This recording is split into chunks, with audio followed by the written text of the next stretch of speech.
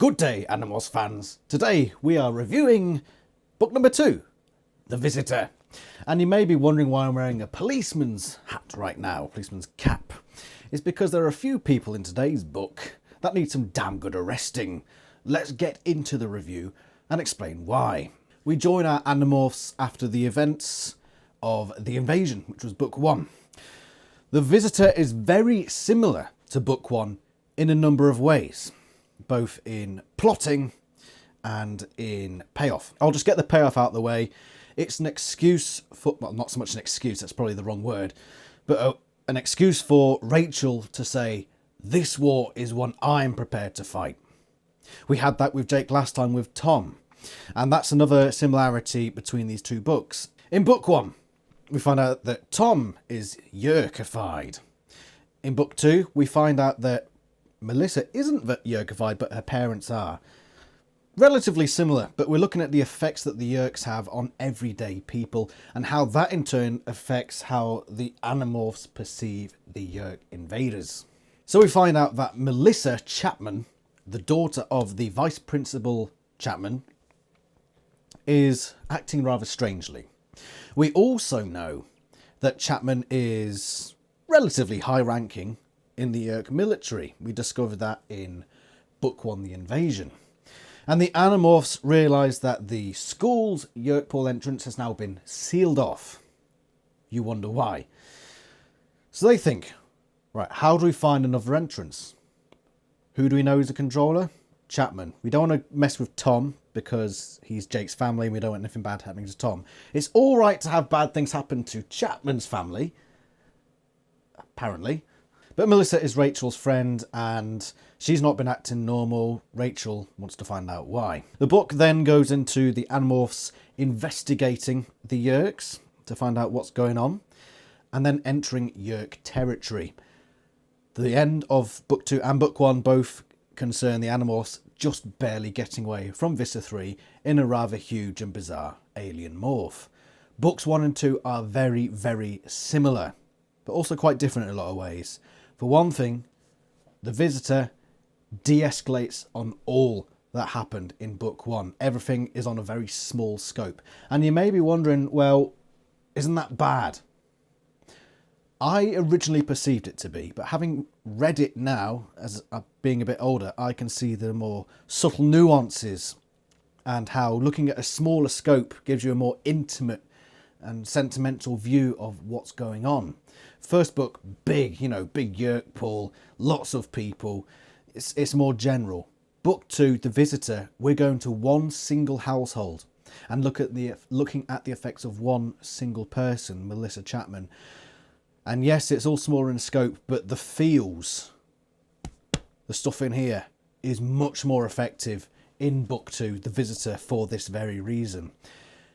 I am a man, and I like to think of myself as a rather hard man, but I was close to tearing up at bits in here. Specifically the bits where Melissa is talking to FLUFFER McKITTY, or who she believes to be FLUFFER McKITTY, saying, what have I done wrong? This is where we start to get into the dark territory of Animorphs. This poor girl, Melissa Chapman, has no idea that her parents are both under Yerk control. She thinks they're just her normal everyday parents. And suddenly they've started acting a bit off. And she doesn't know there's a Yerk invasion. So she just thinks she's done something wrong. Her parents don't love her anymore. And she explains this to Rachel in her Catmorph. And it is hard to read. It wasn't so much when I was a young kid because, people under the age of, say, 25 have no two brain cells to rub together and definitely no emotional intelligence. But it really hits hard. Much harder than it hit with Tom in the first book. And it's so well written to get those points across. It really pushes that emotional reaction in this book. And that's where this book really benefits. Yeah, everything is smaller in terms of action and threat. Maybe not so much threat, but the emotion behind it is done to a level that book 1 never achieved. When I originally read this book, I wasn't a great fan of it. When I went into reading this one, I thought, oh, I'll probably give it a 6 out of 10, whereas The Invasion was about an 8 out of 10. Because they are very similar, and this one's much more toned down in certain aspects. But reading it again, at my tender age of 28, my thoughts have changed. And I appreciate this book a lot more. I still think it's a bit too long. It's about 170 odd pages, which for an Animorphs book is very long. And sometimes it does tend to drag, but there are certain scenes, especially with Melissa Chapman, where the book really excels and it really gets its message across like it's intended to. There are a few points in the book that are that do let it down a bit, but this is a kid's book. I mean, you've got to expect that sometimes. It's not adult fiction. It's got to tone things down or do something silly here or there, and unfortunately as you get older those things drag it down a bit, but you've got to take that in context. Just like in the first book, we have the Animorphs experimenting with different morphs. So for example, we've got the shrew, we've got the cat. I think those are the two main morphs in this book, and we get a sense of how different certain animals are going to be, how the animals are likely to cope with different animals going forward. Again, another similarity from this book to the last one is that there's a lot of introductory stuff. There's a lot of almost exposition, just them getting used to things in this new world that they've entered, the world of Animorphs and alien invasions and whatever else have you. And the naivety of these kids is on full display in this book. One of the things that I want to do in this series of book reviews is to judge the leadership of the various characters, specifically Jake. Jake's leadership in this book is atrocious. Absolutely atrocious. Now, my thinking is, as we go through this book series, it will improve naturally, and we'll get to near the end and you think, right, he's done this in a very leadership way, that he's managed that well. So obviously for this one here, I'm going to be very harsh on Jake. But again, these are kids thrust into what? I'm not expecting 8 out of 10 leadership. I'm expecting 1s and 2s at this early stage. And of course, that's what happens. Let's go through this one bit at a time. Now, before you say, oh, what would you know about leadership? Who are you to judge Jake on his leadership abilities? What do you know about being a leader? I was trained in military leadership at Britannia Royal Naval College, which is one of the most well-renowned military colleges in the world. So I believe I know a thing or two about military leadership. So as we go through this, I'll be looking at Jake and Visser 3 in particular to see how they'd rank up against well-trained military leaders. So we have the opening scene. The Animorphs are flying in over what I assume to be a large wooded or forested area in their bird morphs. As a leader, I'd say, right, what do we know about birds? They get hunted. What do we know about hunters? They tend to go into woodlands or open fielded areas. Where do they not tend to go? Cities, towns.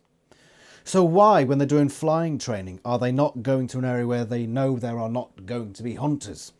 First big mistake, Jake. And yes, I know he's only, 12, 13 years old. He's not military trained, but that's the whole point of me doing this, so we can see how much of a leader he is by the end. So that is dangerous part number 1. Rachel then goes into Melissa's house and overstays her welcome.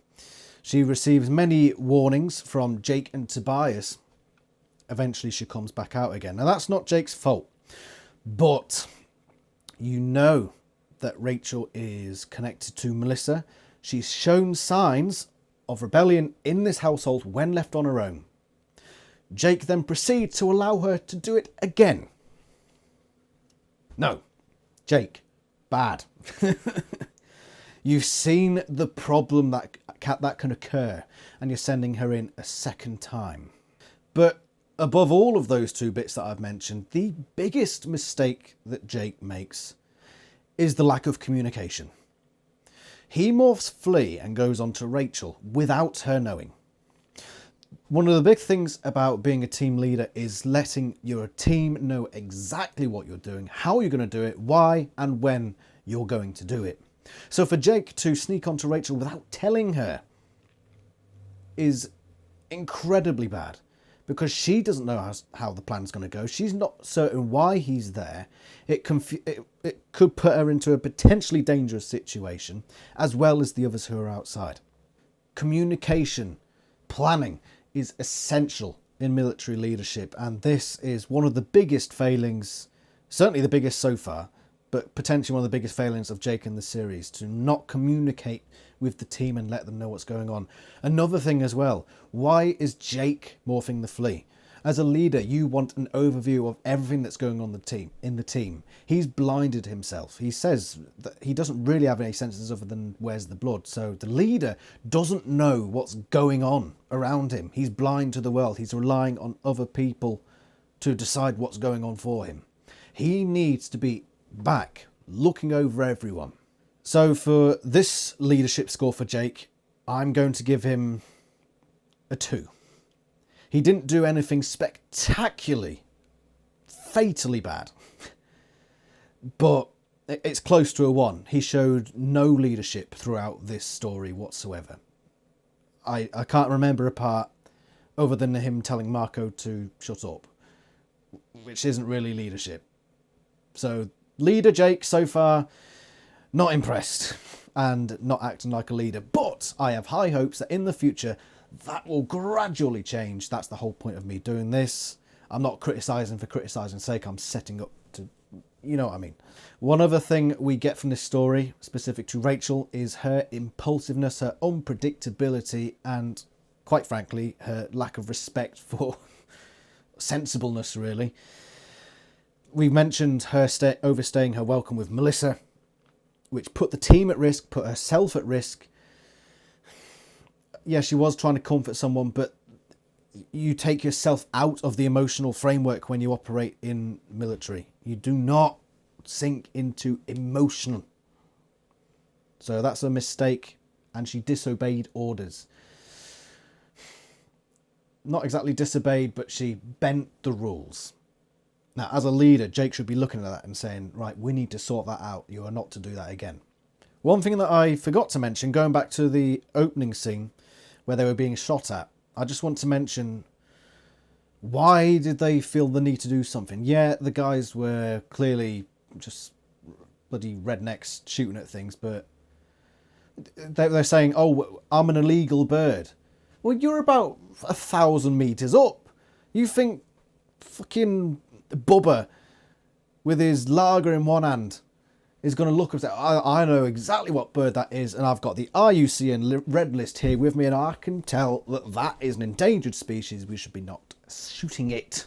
No, he's just some jack-off shooting at a bird. He probably thinks it's legal. Why are you endangering the whole team by going down and trying to steal his weapon?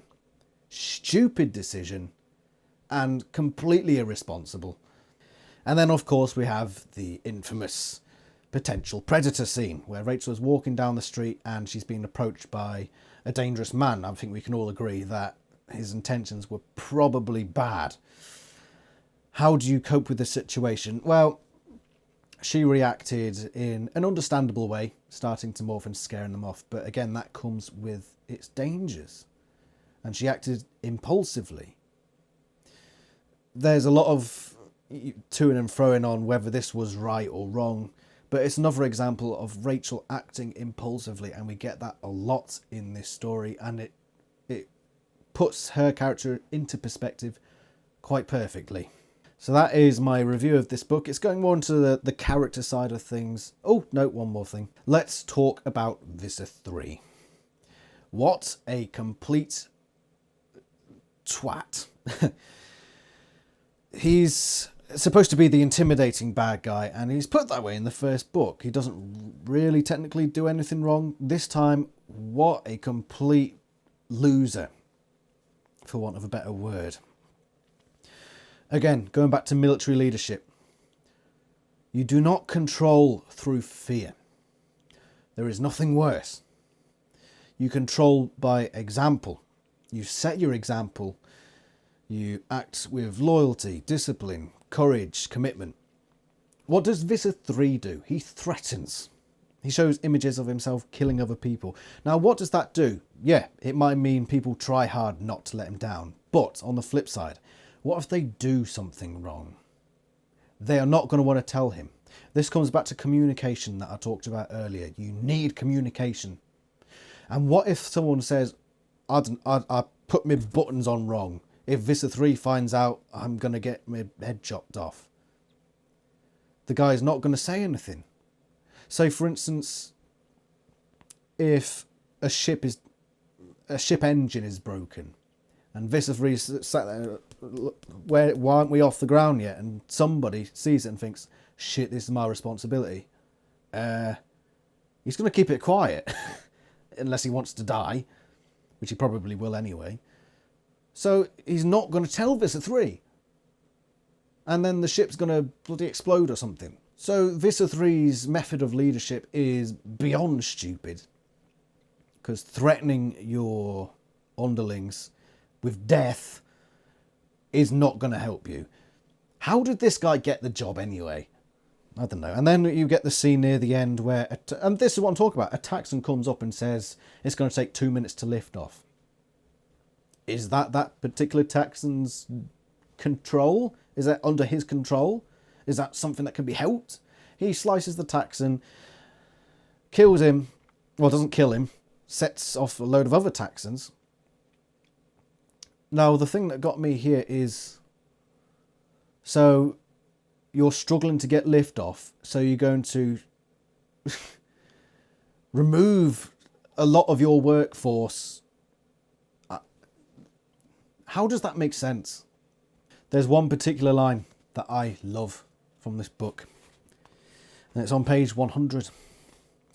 Visser 3 did not look happy to be disobeyed, but he was not a creature who made impetuous decisions.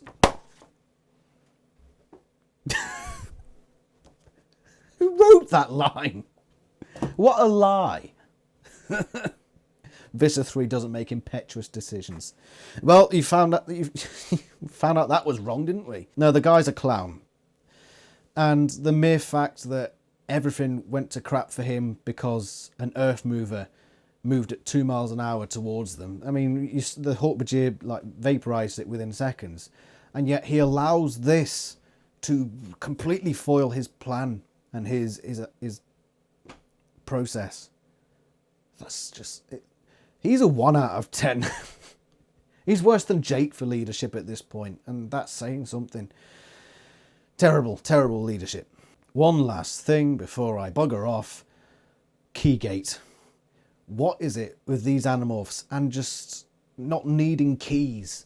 Last time they got into the back rooms of a zoo and got into the enclosures without keys. This time they operate earth movers without keys. What's going on? What are these employees in these areas doing with their keys? Has Marco got a skeleton key that just fits everything? They have magical keys, apparently, just at their disposal whenever. Right, I've said a lot about this book. Very good book, I will say. Very well written. Really got its point across. Yeah, the stuff about crap leadership, we expect that. From Jake, at least. Visser 3, not so much, but that's the way the books are.